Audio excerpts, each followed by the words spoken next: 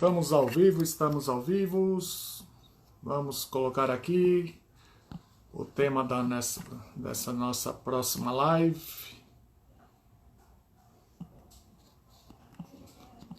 Pessoal que já vai entrando, estou só colocando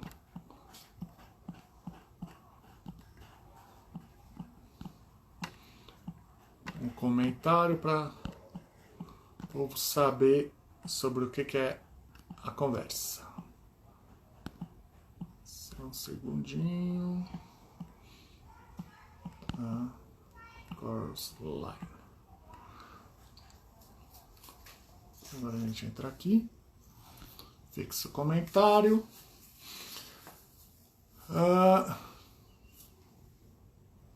Então, pessoal, enquanto vai entrando, deixa eu ver aqui o que o Murilo colocou. Maurício chegou agora. Deixa eu só. Pessoal lá de Itabira também. Maestro acabou de entrar. Vamos começar a nossa live das 5. Vocês estão bem? Estamos todos bem? Já convidei o maestro que está entrando. Oi, Murilo. Tudo bom? Tudo ótimo, tudo bem. Quer dizer, com exceção desse isolamento, a falta de abraço faz muita falta.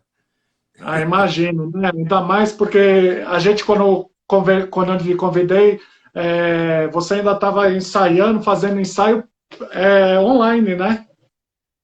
Pois é, continuamos, porque a gente não pode parar de trabalhar e nem deixar morrer a chama. Apesar de que a cultura ela não for cultivada, nem cultura é. Né? Então, a gente continua trabalhando, sim, e trabalhando bastante, você quer saber. Tá dando bastante trabalho essa quarentena, por assim dizer. Digamos assim, tem que aproveitar a tecnologia, né? Já que estamos separados fisicamente, mas graças a Deus pela tecnologia a gente pode estar entrando em contato, né? Pois é. Isso é a vantagem dos novos tempos. Essa tecnologia no Chorus Line não havia. É o que a gente vai até conversar que para o Rio de Janeiro, por causa do tamanho do teatro, teve que ser todo gravado, não foi? Foi. Aqui foi com a Orquestra de São Paulo, quer dizer, na verdade, nós gravamos aqui em São Paulo. Você está no Rio, Rodrigo? Não, eu moro aqui em São Paulo. Bom. Aqui em São Paulo foi com uma orquestra completa, e a gente ficava escondido lá no fosso, no Teatro Sérgio Cardoso. E quando fomos para o teatro era pequeno, Teresa Raquel é um teatro não é pequeno, mas para o tamanho do Chorus Line. Que fica dentro de uma galeria, né? Um shopping de rua. É um pouco pequeno. É um bom teatro, mas é um teatro, para o tamanho do Chorus Line, era pequeno, não cabia orquestra lá. Então, tivemos, inclusive, que inventar um sistema de playback inédito. O trabalho foi... Quem fazia a sonorização lá no Rio foi a Flávia Calab, que fazia em São Paulo também. Mas, junto com elas, inventamos um sistema de sonorização e de playback com vários gravadores, porque você sabe que em teatro você tem o tempo das falas, o tempo que são as cues, né? e as várias momentos, as músicas ficava repetindo o que chama vamp, quer dizer, dentro de um ritornello, ficava repetindo uma frase até que se complete a fala, o monólogo, o que for, ou o movimento, e aí, no momento certo, tinha que soltar o outro gravador. Isso com orquestra ao vivo, você, o regente, dá o gesto. No playback, você tem que fazer com um gravador especial. E era uma tecnologia inventada lá, que tinha pela Flávia Calab e o Roncone. É uma tecnologia que a gente inventou e funcionou muito bem lá no Rio. também. Olha, o Paulo Fará, que eu descobri através de uma matéria dele sobre o Chorus Line, que ele é o responsável pela mixagem de som. Paulo, desculpa se eu estou falando alguma coisa errada, mas tem a matéria que está citado corretamente, mas acabou de escrever aqui. Parceiro de Murilo, parceiro de 200 lives, mix, sem um compasso fora da linha, competência incondicional para o Rio, sucesso com o Chorus Line. Que Né? beleza. E a Estela Dias, é uma honra e grande alegria de ensaiar com o maestro Murilo. E que Então, beleza. o povo vai entrando, vou deixando aqui os comentários. Uhum. Aí você está Mas, vendo tudo. pode falar. Não, não, é você que está vendo tudo isso. O Chorus Line não é um espetáculo, foi um espetáculo muito agradável de fazer, muito emocionante para mim. Eu assisti lá no estado, lá em Nova York, em 1977. Ele tinha estreado em 75, foi um sucesso lá. E, curiosamente, a gente não tinha reservado ingresso, comprado nada. Aí eu falei, vamos ver, eu quero ver, como eu não vou ver? Isso em 1977, 2 anos depois, ainda estava superlotado. Eu falei, eu vou na frente do teatro. Por sorte, tinha um sujeito que não conseguia ver e tinha um ingresso disponível, eu comprei dele. A- a- Deixa eu perguntar, Maestro, porque hoje a gente tem essa facilidade da tecnologia, da computação, para saber, na época, em 77, o que o senhor sabia a respeito desse musical? Afinal, ele só tinha estreado 2 anos antes. Qual que era o senhor tinha algum conhecimento prévio já do que iria assistir, ou foi assim uma surpresa? Não, eu já tinha ouvido falar do Chorus Line, quer dizer, o que é a ideia do Chorus Line, quer dizer, uma fala do coro existia e que tinha feito enorme sucesso, e era só com a história de bailarinos, enfim, da linha do coro, mas é o que eu sabia e acabou-se. E Uhum. aí eu fui lá, quando fui em Nova York, eu passei, fui para os Estados Unidos, foi inclusive um tour. Então, lá em Nova York, foi o primeiro dia. Eu falei, eu vou lá, mas como? Não tem ingresso? Que você acha que é o quê? Que tá, você tem ingresso para daqui a 3 meses, porque 3 meses eu tenho agora, vou embora. Tem E, razão, pois é, aí eu fui na porta do teatro e o sujeito tinha ingresso para vender lá. Ele, enfim, não conseguia aquele dia, foi ver se conseguia pelo menos ressarcir-se do dinheiro. Então, nem paguei a mais, nada, paguei o preço que ele pagou lá. Acho que era US$ 20, imagina, hoje em dia está uma fortuna muito mais. Mas Hoje teria uns era 300, US$ 400. eu não sei quanto é que está agora lá, mas eu sei que naquela época não era barato, mas eu Sim. me lembro que foi US$ 20. E, é curioso. Daí eu entrei para assistir o espetáculo, eu fiquei absolutamente maluco, porque o Chorus Line é um espetáculo absolutamente maravilhoso. Maravilhoso, Uhum. emocionante. E eu fiquei pensando assim, meu Deus do céu, nunca vamos fazer no Brasil isso. Nunca vamos fazer.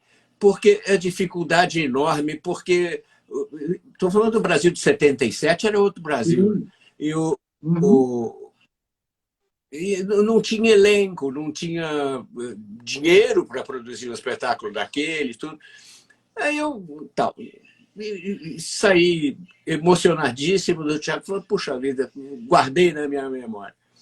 Aí eu voltei para o Brasil, aí eu fiz outros espetáculos, Macunaíma, que também que levou vários anos de produção, a Aham. montar e também com bastante gente, porque eu sempre, enfim, trabalho faço a música sempre com bastante gente. Daí não é que finalmente o Walter Clark 6 anos resolve. depois. E o Flávio Rangel, eu chamo o Flávio Rangel. O Flávio Rangel não pôde fazer e tal, mas me indicou para fazer a direção musical. Falou, mas eu tenho a pessoa que vai fazer e indicou a mim. E eu Ah, fiquei, tá. primeiro não sei, né? Como assim? Não é que ia ser montado o Chorus Line, ia ser montado e eu ia fazer a direção musical Diretor musical. com tudo que fosse necessário. Isso é que é a coisa bacana a grandeza do Walter Clark nessa produção, que não faltou nada. Tinha tudo. Vieram os arranjos, pegou o Milor para fazer a letra, a tradução, a versão, trabalhamos junto lá para caber e tal, as letras nas notas. Uhum. Enfim, foi uma coisa maravilhosa. Quando nós fomos fazer os testes, veio gente do Brasil todo, né? Eu me lembro de... Desculpa interromper, mas o senhor está falando dos testes dos doutores, né, do elenco. Porque depois eu vou querer saber como é que o senhor faz teste para trabalhar na orquestra com o senhor. Vamos primeiro falar, então, do elenco, depois a gente fala da orquestra. Não, vamos fazer do elenco. Do elenco. A gente começa pelo elenco. Especial, né? Você falou com as pessoas, é pena que eu perdi. Eu vi que você convidou um monte de gente bacana para falar sobre o espetáculo. A Rita Malô está aqui mandando um abraço, dizendo que deram bastante trabalho para você e dizendo que tem saudade. Alegria. O trabalho foi muito bacana de fazer, então nenhum momento foi chato, inconveniente. A gente, né, não é que se divertia, mas a gente estava tão absolutamente apaixonado por fazer esse espetáculo, que é um espetáculo, primeiro, uma grande conquista para o teatro musical de brasileiro, que não havia, né? Não tinha. Segundo, que não tinha um elenco daquele. Apareceram quase 1.000 pessoas. Eu me lembro que todos com a ficha, como no espetáculo. Você viu o espetáculo? Como no espetáculo, né? Foi um resumo do que era a história do espetáculo, né? Pelo menos, só que em vez de ter aquelas 30 pessoas do espetáculo, eram 945. E todos ensaiando, vieram os americanos, o diretor lá, o coreógrafo, veio um assistente de música, que é pianista, ensaiador, e fomos e começamos a trabalhar lá, né? Aí escolhendo o elenco. Escolhendo o elenco, você veja com a característica de ter que dançar, em primeiro lugar, porque basicamente sobre dança. Em segundo lugar, interpretar, obviamente, e cantar. Não é comum no ator brasileiro isso. Hoje é menos... Naquela época era muito mais difícil, né? Você tinha profissionais basicamente em cada área específica, né? Ou dança, ou canto, ou atuação, né? Eram poucos que conseguiam os três. Então, eu já tinha feito antes com a Bibi e o Paulo Autran, O Homem de la Mancha, que tinha a exigência de dança do Chorus Line. Era um espetáculo mais de texto, mas também tinha que cantar, e a gente fazia... Então, já havia, mas era muito... Hoje em dia é bastante mais comum, mas na época não era, não. Então, de repente, apareceram essas quase 1.000 pessoas, ou 1.000 pessoas, interessadas em fazer, para a gente extrair o que? 28, 30, sei lá quanto. Eu acho que era isso. Basicamente 30, né? E dividido em grupos, e fazendo aquela coreografia da abertura do espetáculo, que pegaram ali na hora, iam ensaiando. Foi uma coisa engraçada. Mas era... O que foi, Rita? A Rita Malô escreveu 17. O que foi 17, Rita? Acho que 17 eram os 17 que passavam para a segunda fase do espetáculo, né? Mas para audição era aquilo tudo. Aí a Totia Meirelles até falou assim: maestro, como que o senhor me passou eu cantando Terezinha de Jesus, e riu. Que foi a música de audição dela. Pois é. A Cláudia Raia, eu também me lembro que a Cláudia cantou, como é que é? Splish Splash fez o beijo que eu dei. Eu conversei agora há pouco com a Márcia, ela disse que ela cantou Caicai e Balão, que foi a música que o diretor ou que mandaram ela cantar na hora, porque não podia cantar a música que ela ia cantar. Não, tinha que ser uma coisa simples. Mas, pois é, Mas tinha que juntar essas coisas todas. Não era só fazer uma coisa, só fazer outra, só fazer outra. Ele tinha que fazer um equilíbrio. Eu sei que a nossa reunião, quer dizer, com o diretor coreógrafo, com os produtores e tudo, foi a gente conversando, falei, e agora, como é que a gente vai? É difícil você extrair os 30 que ficaram. A Rita escreveu 17 na linha, é verdade, mas tinha os understudies que entravam na abertura. No número da abertura. Então, para escolher esses com seus substitutos, esses 17 e os seus substitutos, foi foi uma batalha boa, porque estava discutindo talentos dos bons, né? Então, essa parte foi... Desculpa interromper, mas às vezes o candidato tem uma qualidade, mas pode estar nervoso no momento, né? Então, é difícil para vocês tirarem 90, tirarem 30, né? Com certeza deve ter ficado muita gente boa nesse corte, né? É verdade. Você falou uma coisa que eu falo sempre, mas em mim parece que não acredita, que o medo permanece. Mas, graças a Deus, você falou por mim. As pessoas ficam com medo de estarem ali, de serem reprovadas, o que não leva a nada. A gente, quando está... Eu sempre fico do outro lado, eu sempre sou o que testa as pessoas, né? Eu não sou o testando, eu sou o testador, vamos dizer. Você sabe que o que eu procuro dizer para as pessoas, você fica calmo, porque o meu julgamento vai depender de uma porção de outras coisas que absolutamente não estarão no controle, são circunstanciais do seu ponto de vista, que você vem aqui, aliás, o musical é sobre isso, é sobre o teste, e a reprovação e a aceitação, mas é um monte de coisa que a gente leva em consideração.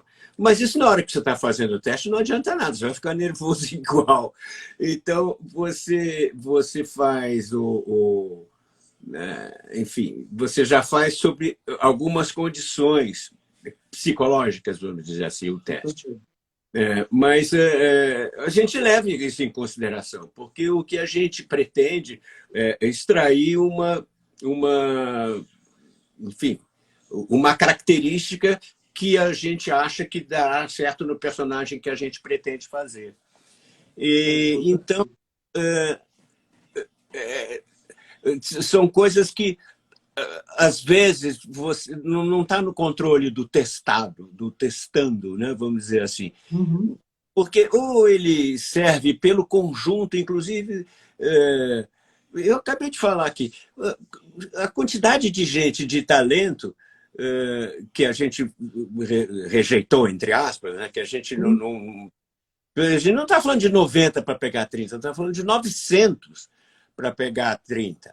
Então, imagina quanto... É claro que também tinha gente que só queria, enfim, ver o que acontecia, de curiosidade.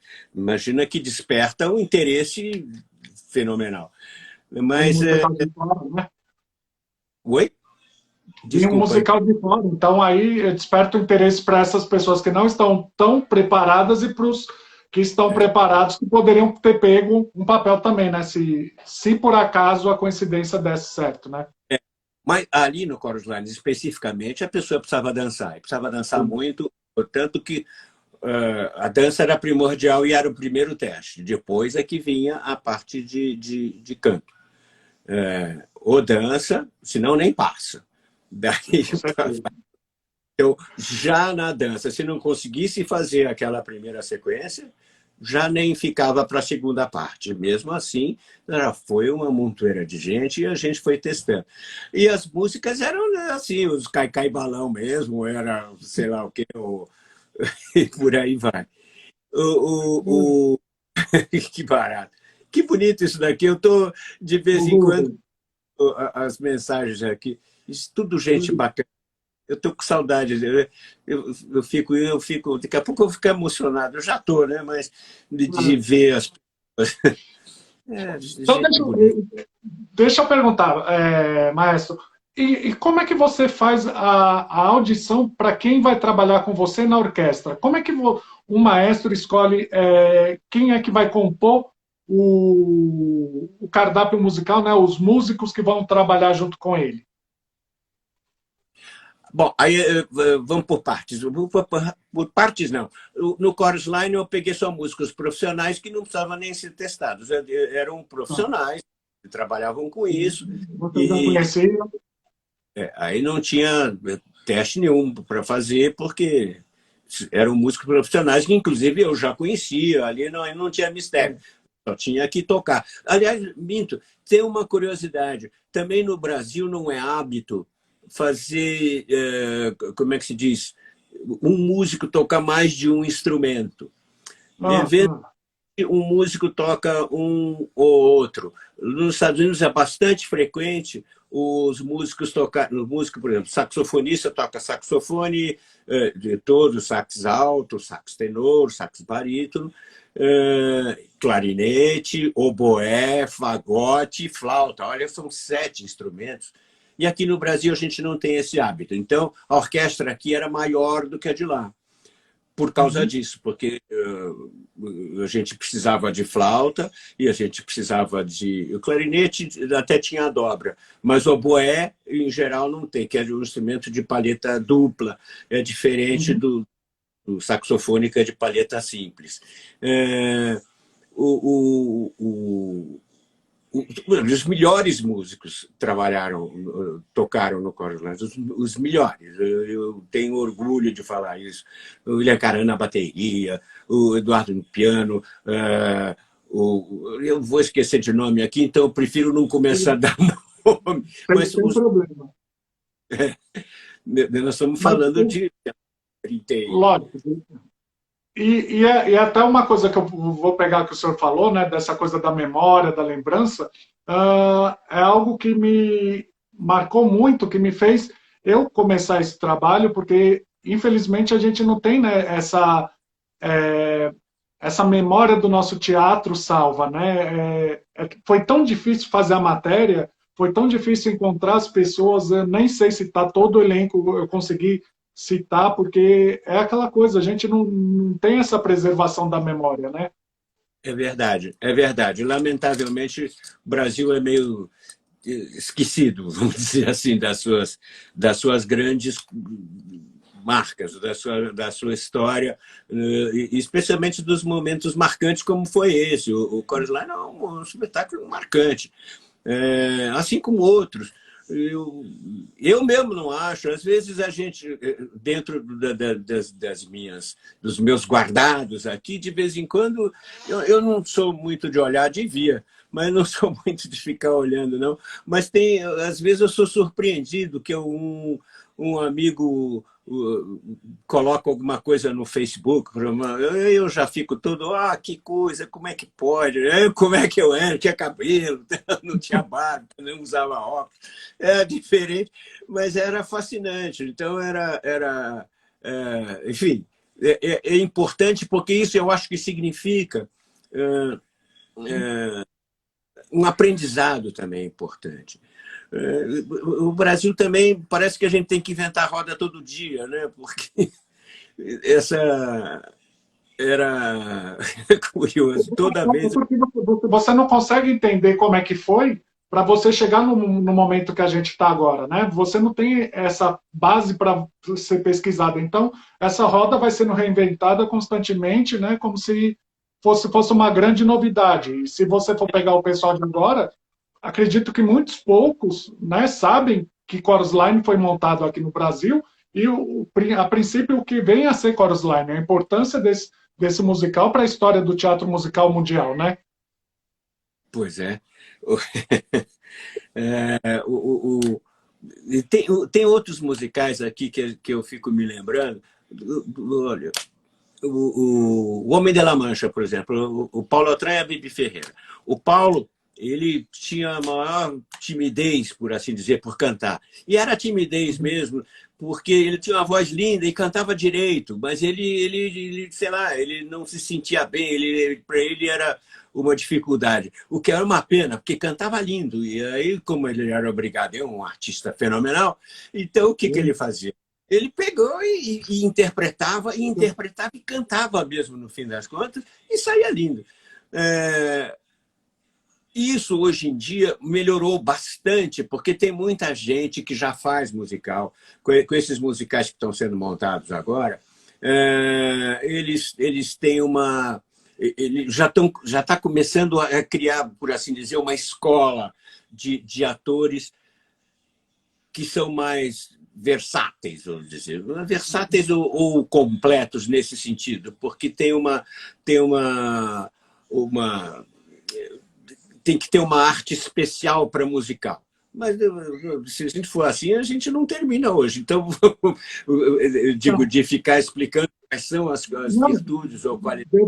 Deu para entender que ainda bem que, né, que aquela coisa, o que era aqueles atores aqui que foram selecionados, né, atrás, que eles que tinham que correr para montar a formação, agora você tem lugares específicos em que é dada essa formação completa, né, para o aluno, para o estudante de teatro musical, né? O que antigamente eles tinham que correr por conta própria, agora tem essa facilidade, né? Pois é. Hoje tem até escolas de canto para musical e vários outros cursos. Na época tinha o curso, tem a IAD, que é a Escola de Arte Dramática da USP, e o do Everton de Castro lá no Centro Escola Macunaíma, se eu não me do nome. O Rubem disse, o Rubem confirmou que é isso mesmo, né, do Macunaíma.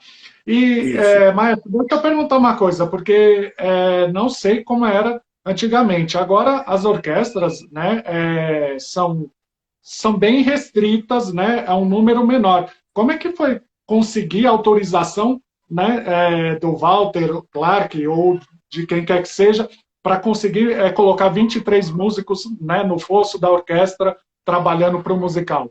Eram mais. Eram, acho que 26 ou 27, se eu não estou enganado. Como eu expliquei, a gente tinha que ter mais músicos do que nos Estados Unidos. A formação de músicos de lá previa essa característica de um músico só. E os arranjos já eram escritos dessa maneira. Então, o músico troca de instrumento. Inclusive, eu tive que fazer essa adaptação para cá, para a versão para cá.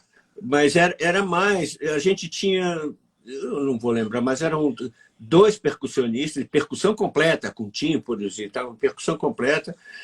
Tinha 2 pianos, quer dizer, um piano e um teclado, mas os 2 eram pianistas, tinha piano, baixo, bateria, 3 trompetes, 3 trombones, não sei quanto deu isso aí, mas enfim, acho que eram 26 músicos no total. E tinha a harpa da Dona Leda, tinha uma harpa, você imagina. O Walter logo de cara falou, vamos fazer tal como deve ser. Tá bom, tal como vai ter que ser assim. E ele aceitou, não tive nunca nenhum problema. A produção foi produção de príncipe, não faltou nada. Tudo que precisava para o espetáculo. O espetáculo, para você ter uma ideia, o espetáculo em São Paulo empregava quase 70 pessoas. O considerando toda a trupe completa, quer dizer, os 30 do elenco. Eu estou falando 30, mas deve ser 28, mas vamos considerar 30, mas a orquestra já são de 50 e alguma coisa. Mas o povo de trás, camareiros e...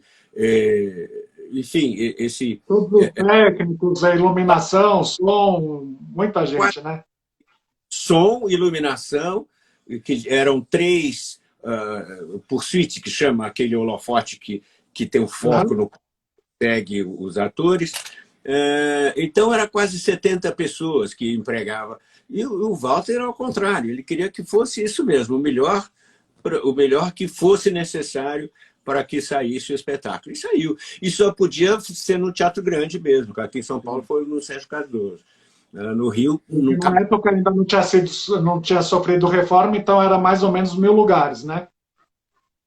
Eu Que acho que foi o que sim. alguém falou aí. Foi um dos já entrevistados falaram que basicamente era em torno de 1.000 lugares que tinha o Sérgio Cardoso, porque não tinha ainda a sala de baixo. Não, não, a sala de baixo já havia, mesmo assim. Enfim, Então, era perto de 1.000 lugares, mas tinha sala de baixo, sim. Mas o problema é que o problema, não é o problema, a característica fundamental é o espaço de palco. E tinha também o fosso da orquestra. Era minúsculo o fosso da orquestra, mas cabia a orquestra lá. Quer dizer, ficamos lá e a orquestra era tampada por um pano, um pilózinho que dava sim. para ver, e eu seguia por uma televisão.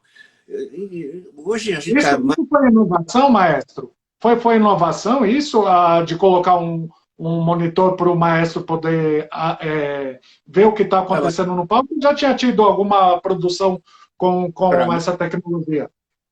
não, para mim foi novidade completa. Nos Estados Unidos, depois eu fui mais tarde, eu vi que o Cats, a orquestra ficava até no outro prédio, então não ficou, não é tão assim absurdo, mas para mim foi.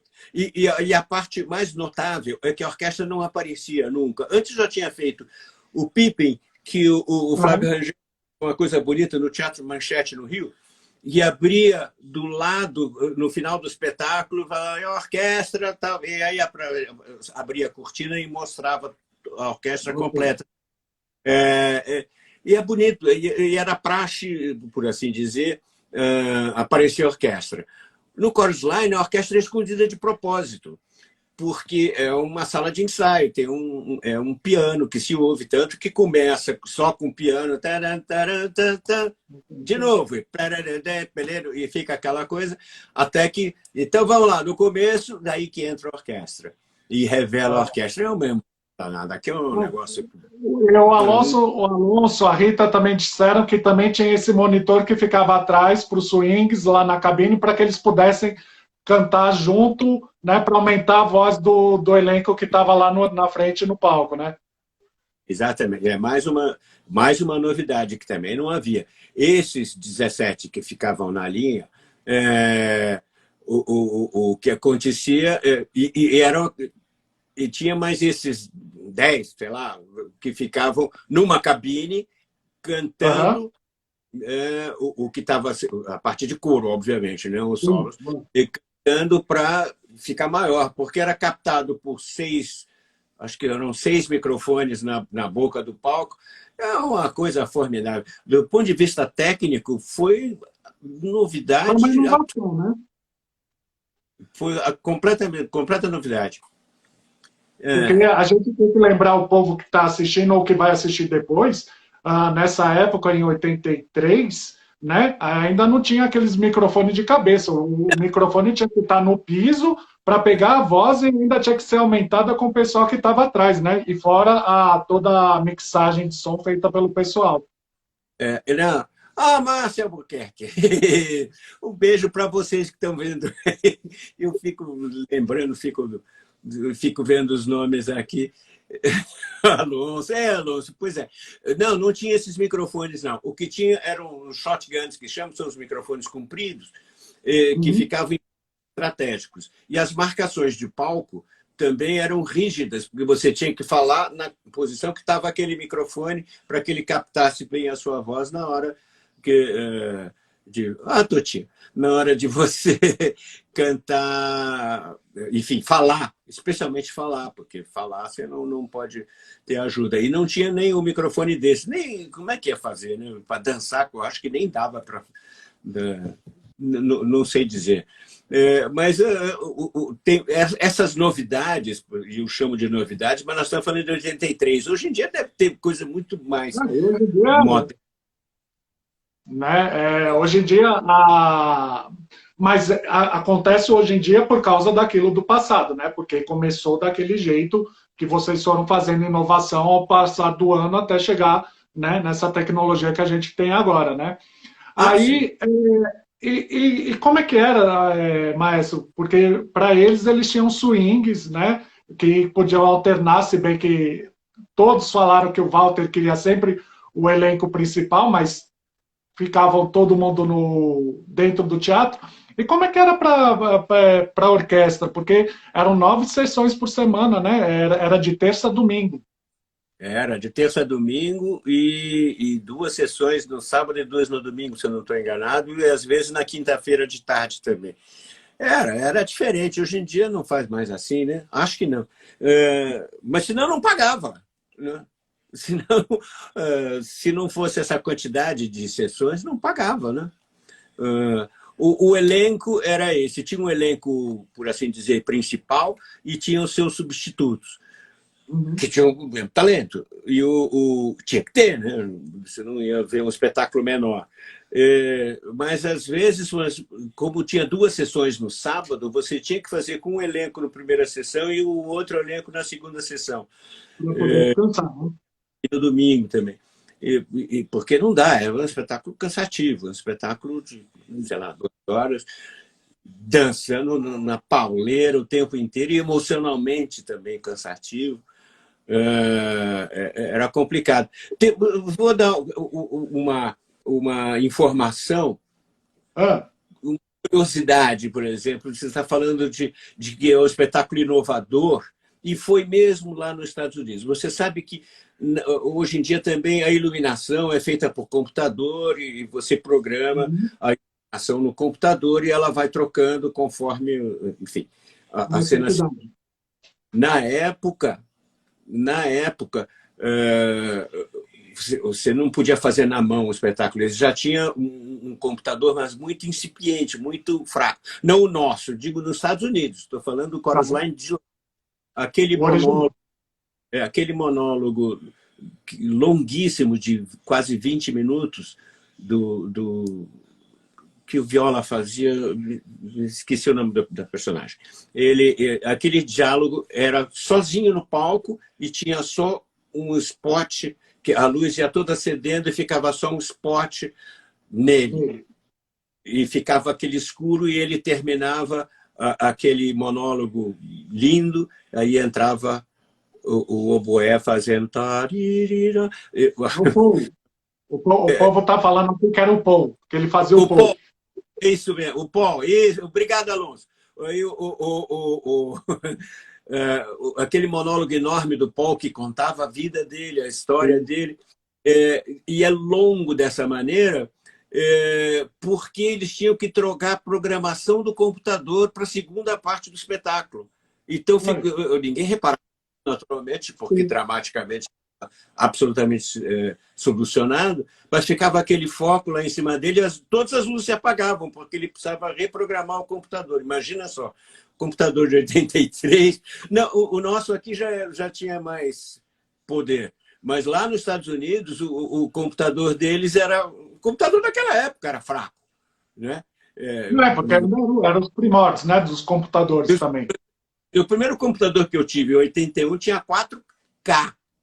Estou falando mega, não estou falando giga, não estou falando mega, estou falando K de memória. E era assim que era. Então, tinha esse truque de dramaturgia muito bem resolvido. O Chorus Line é um espetáculo maravilhoso, sob qualquer aspecto. Um texto lindo, a tradução do Milor Fernandes deslumbrante, o tema muito importante do ponto de vista sociológico, do ponto de vista de dramaturgia também, porque, afinal de contas, você está colocando as pessoas ali para, no seu momento de folga, falar de como é a vida. De como é a vida. Não é fácil isso. Você está fazendo um personagem de si mesmo ao mesmo tempo que você está sendo aquela personagem. Então, o Chorus Line é um espetáculo deslumbrante, maravilhoso. Quem viu teve muita sorte. Com certeza. Eu vi uma vez um documentário, eu acho, na televisão.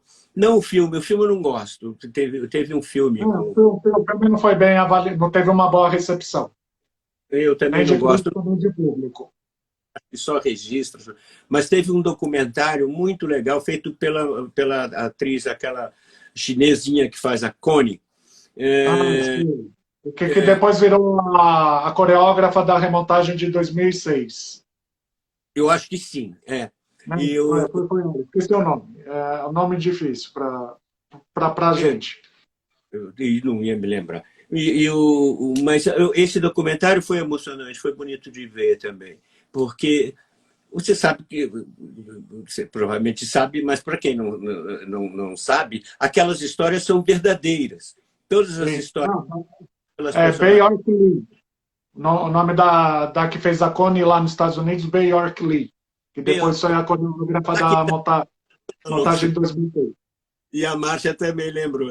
Pois ele fez e ela fez eu acho que foi um documentário ou uma montagem, eu vi na TV, muito bonito, aí muito bonito. Isso eu gostei de ter visto, me emocionou tudo outra vez. E tem, às vezes, você vê, eu vi várias, e no YouTube eu chamava aquele single lá do, como é que é? What I Did for Love, o que eu fiz por Uhum. amor, What I Did for Love, É. que aqui no era a Heloísa que cantava, a Heloísa Millet. E me emociona até hoje. Eu adoro o Coros Light. Eu posso dizer que grande parte de quem está assistindo agora também se emocionou quando a Jill Costa cantou essa música de surpresa na segunda-feira, no final da conversa. Ela, do nada, ela falou, tem uma surpresa e cantou. Aí acho que emocionou todo mundo que estava assistindo. Ela é linda, ela é formidável. Eu não conhecia, ela fez no Rio, né? Isso. Que voz linda que ela tem, né? Canta muito bonito. Que bonito Aí, que ela. até que ficou só por volta, acho que foi 7 meses só aqui em São Paulo, né? Antes de ir para o Rio, né? Foi Foi no até ano de 83 e 84 foi para o Rio. isso.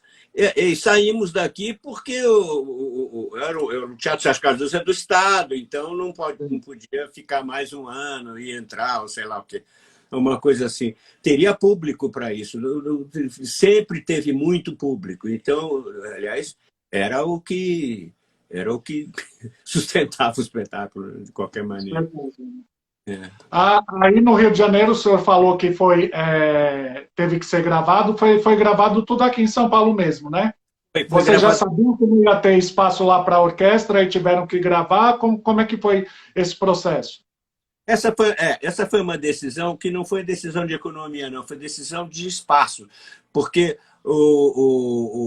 para caber a orquestra, teria que ser lá em outro teatro, que não estava livre. O teatro que a gente tinha disponível era o Teresa Raquel.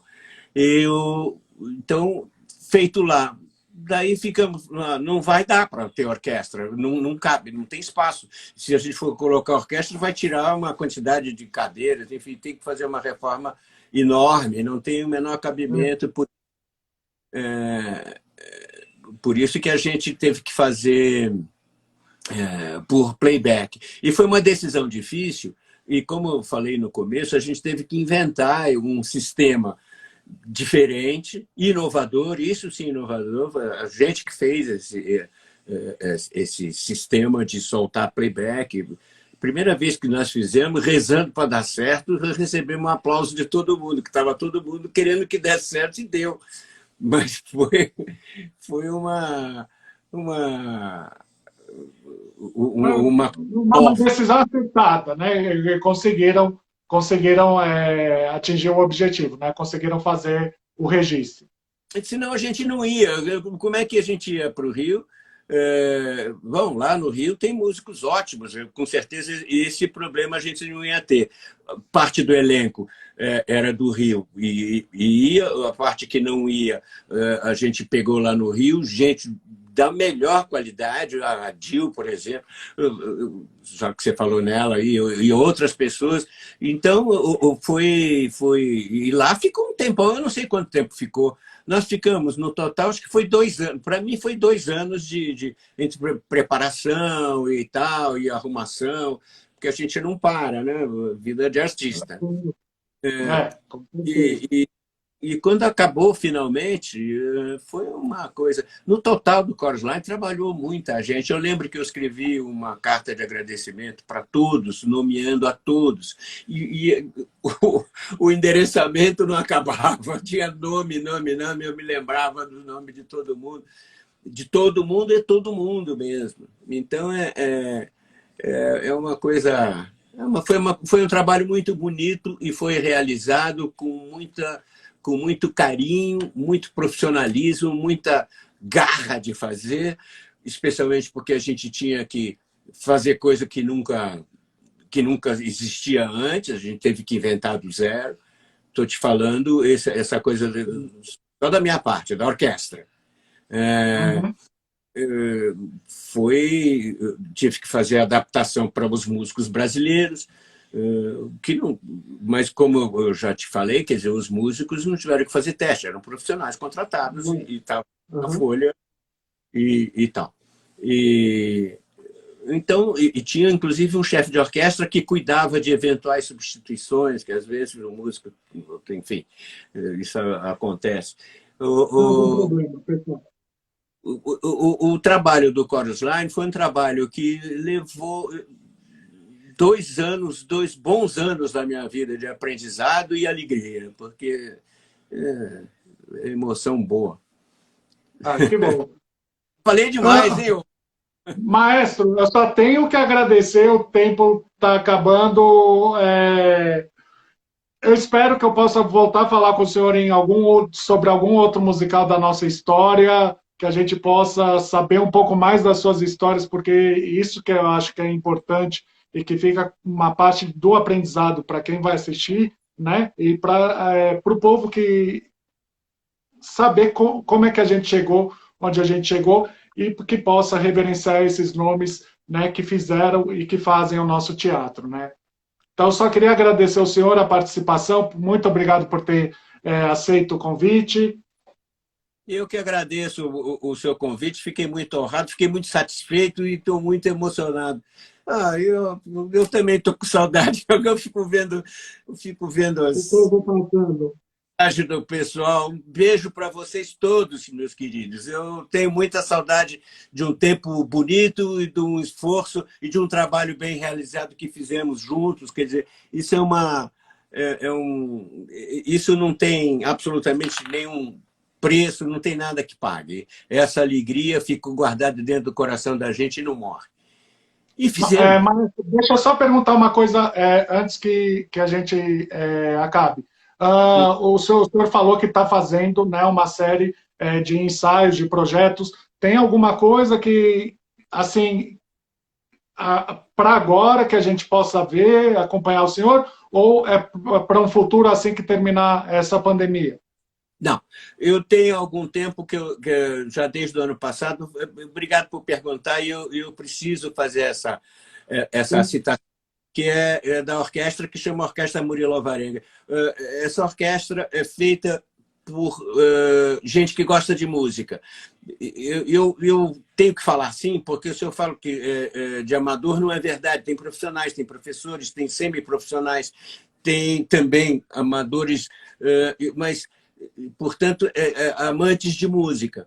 E eles participam sem ganhar nada, ao contrário, eles colaboram com a caixa de manutenção da orquestra, e a gente tem feito espetáculos, infelizmente, esse ano, todos, por incrível que pareça, a orquestra, apesar de ser mais antiga, essa história, como é mais longa, você me convida outra hora, eu conto dela. Com certeza. A gente tá com bastante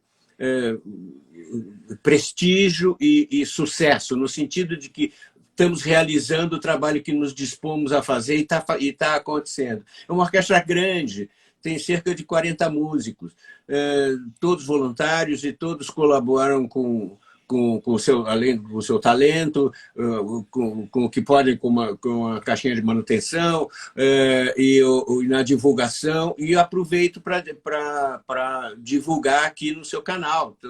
Fala como é que a gente pode encontrar a Orquestra Murilo Alvarenga? No Facebook chama justamente isso, Orquestra Murilo Alvarenga, a página, que ali terá a agenda e, eventualmente, o filme. Tem também um canal do YouTube, Orquestra Murilo Alvarenga. E no Instagram também, Orquestra Murilo Alvarenga, tudo junto. E me então, acha...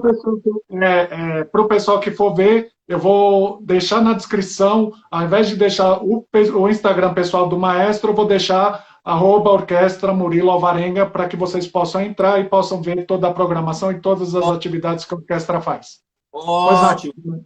E a gente ali sempre vai colocar. E nós estamos preparando nesses ensaios que a gente está fazendo, a gente continuou ensaiando. Se parar, parou, né? Então, nós estamos sempre, continuamente trabalhando. E daqui a pouco vai ter a reunião semanal da orquestra. Eu agradeço demais, inclusive, essa divulgação que você gentilmente deixou fazer da orquestra. Porque cultura é cultura e a música não pode parar e a vida é melhor com música.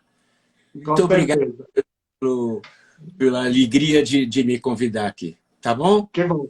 Pessoal, só agradecendo a participação de todos que tiveram. A live vai estar salva, assim como todas as outras que a gente já fez. E só lembrando a agenda de amanhã. Amanhã, às 5 da tarde, a gente tem uma conversa com a Maísa Tempesta. E às 7 da noite, a gente tem uma conversa com a Maria Lúcia Prioli, que também participaram da montagem brasileira de A Chorus Line. Maestro, novamente, muito obrigado pelo seu tempo e por compartilhar essas histórias todas.